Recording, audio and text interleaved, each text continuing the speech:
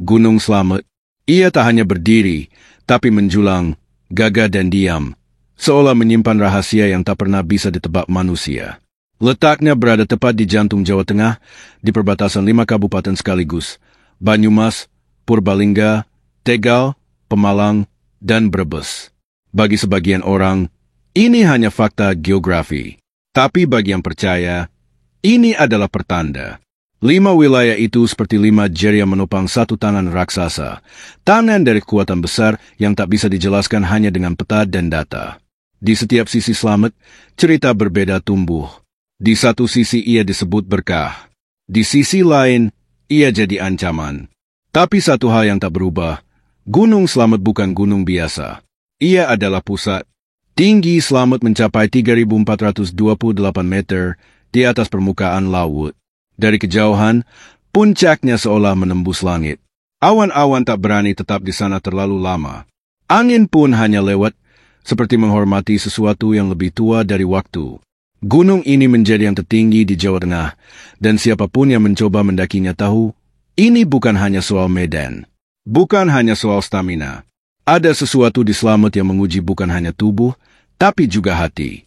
Di malam-malam tertentu, udara di lerengnya membawa aroma yang bukan berasal dari tanah atau pohon, tapi dari sesuatu yang lebih dalam, lebih tua, lebih dingin.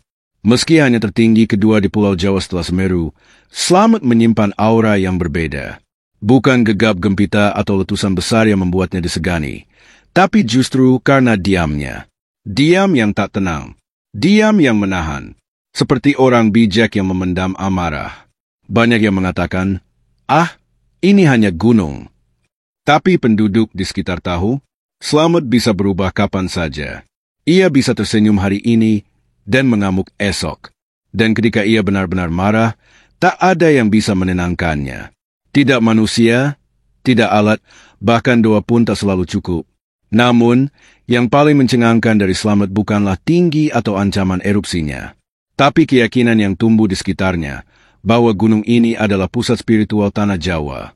Sebuah poros energi, tempat di mana dunia atas dan dunia bawah bertemu, dan hanya mereka yang bersih yang bisa benar-benar melihatnya. Banyak orang datang ke Slamet bukan untuk menaklukkan puncaknya, tapi untuk mendekat, untuk mencari, untuk menemukan sesuatu yang hilang di dunia nyata. Mereka percaya, Slamet bukan hanya tempat, ia adalah penjaga. Dan tugasnya bukan hanya menjaga batu dan tanah, tapi keseimbangan antara manusia, alam, dan sesuatu yang tak terlihat. Menurut cerita turun-temurun, di masa lalu, entah kapan tepatnya, puncak Slamet pernah menjadi arena pertempuran antara dua kekuatan langit, Sang Hyang Ismaya, yang dikenal dalam rupa Semar, dan Batara Kala, sang dewa kehancuran. Pertarungan mereka bukan seperti perang biasa. Ini bukan soal menang dan kalah, tapi soal menjaga keseimbangan. Dunia manusia mulai kacau. Roh-roh gelisah, dan dua kekuatan itu turun bukan untuk menghancurkan, tapi untuk menyelaraskan. Dan Slamet menjadi medan sakral di mana langit dan bumi bertemu. Di mana suara petir bukan hanya cuaca, tapi bagian dari sabda. Pertarungan antara Semar dan Batara Kala di Gunung Slamet bukanlah pertarungan biasa. Ia tak berwujud senjata atau teriakan, tapi dalam sunyi, dalam gemuruh awan, dalam goyangan kecil bumi yang hanya dirasakan oleh mereka yang peka. Semar, sang pelayan bijak yang sebenarnya dewa tertua, datang bukan membawa kemarahan, tapi penyeimbang. Kala, dewa kegelapan, bukan semata jahat. Ia adalah kekacauan yang dibutuhkan agar ada keteraturan. Di antara mereka, bukan siapa yang lebih kuat, tapi siapa yang lebih mampu menjaga dunia tetap berjalan di garis tipis antara terang dan gelap. Gunung Slamet menjadi garis itu, dan sejak saat itu, gunung ini dipercaya menyimpan dua kekuatan yang terus berputar dalam diam. Keseimbangan yang tak boleh retak, atau seluruh Jawa bisa runtuh. Dan ternyata, Slamet tidak sendiri.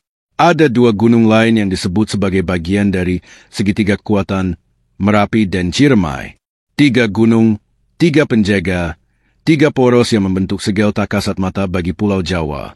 Masing-masing memiliki peran, energi, dan pengaruh tersendiri. Merapi dengan amarahnya yang meledak-ledak, Ciremai yang sunyi namun dalam, dan Slamet, sang penyeimbang. Bila satu berguncang, dua lainnya akan merespons. Banyak yang percaya, jika ketiganya bangun bersamaan, itu pertanda besar sedang terjadi, baik bencana atau perubahan takdir.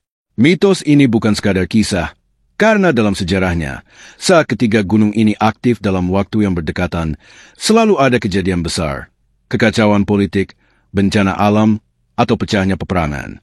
Kebetulan atau pesan, maka tak heran, banyak orang datang ke Gunung Slamet bukan untuk sekadar mendaki. Mereka datang membawa sesajen, mantra, harapan, dan ketakutan. Ada yang bertapa berhari-hari, tidak bicara, tidak makan, hanya menunggu bisikan.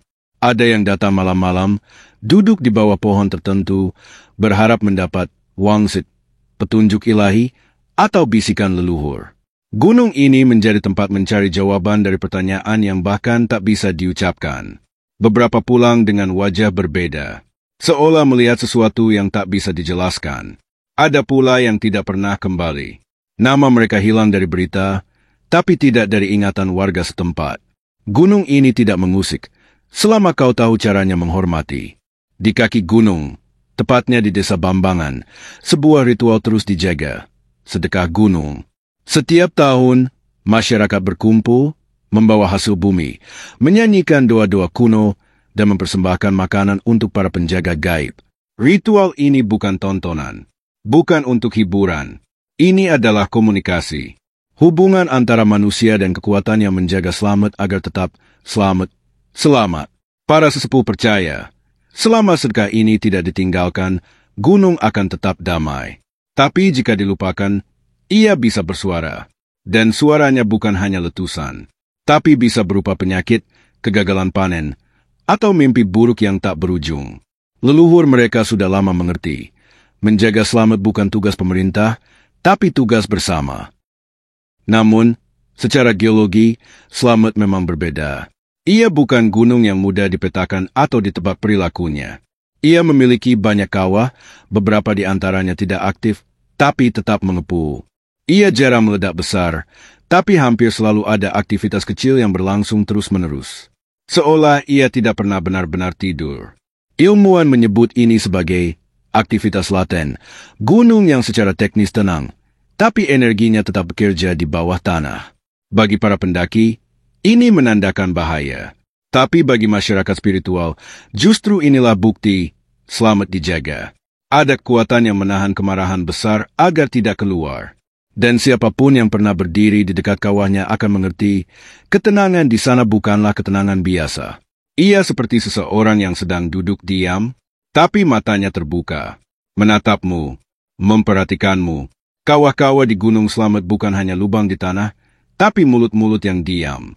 Sebagian besar tampak tenang, hanya mengepulkan uap tipis.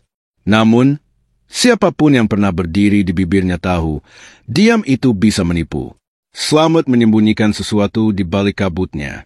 Bukan hanya magma, tapi rahasia. Ilmuwan mencatat aktivitasnya sebagai tidak normal tapi juga tidak berbahaya. Tapi masyarakat sekitar tahu, justru gunung yang jarang bicara itu yang paling harus diwaspadai.